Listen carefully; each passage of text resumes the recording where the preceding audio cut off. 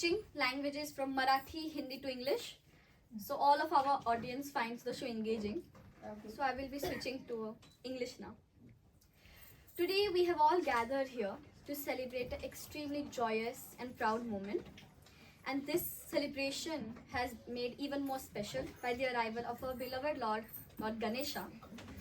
Something special about this year is that this year 12 of Chhatrapati Shivaji Maharaj's forts have been recognized by UNESCO heritage sites, which is an extremely proud moment for entire Maharashtra and every admirer of Shivaji Maharaj.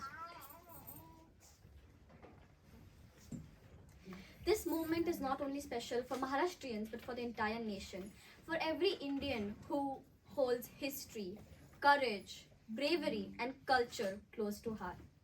And inspired by this, our Gens group has made decoration of Raigad Fort, which is absolutely marvelous. It looks stunning. So a round of applause for them.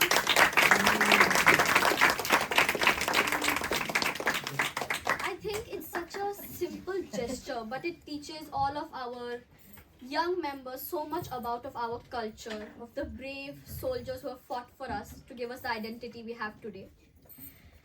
I'm going to be switching to Marathi again. Chhatrapati Shivaji Maharaj हे फक्त एक नाव नाही, एक व्यक्ती नाही, पण आपल्यासाठी देव समान आहेत. त्यांनी जे आपल्यासाठी केलं आहे ते खूप मोठं आहे आणि त्याच्यासाठी आणि त्यांच्या ब्रेवरीसाठी त्यांच्या मावळ्यांची एक छोटीशी झलक मी तुम्हाला सांगू इच्छित आहे. तर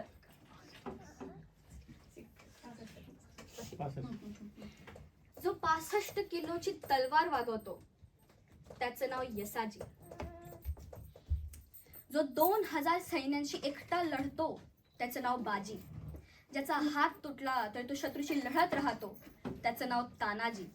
जो 8 तासात घोडा दिल्लीहून पुण्याला आणतो त्याचं नाव संताजी.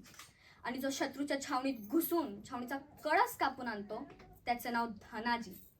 जो ढाण्या वाघाला एकटा सामोरा जातो आणि त्याला उभा फाडतो त्याचं नाव संभाजी. आणि या सर्वांना एकत्र घेऊन जो स्वराज्याचे नंदनवनाचे तोरण उभं करतो तो म्हणजे माझा राजा शिवाजी.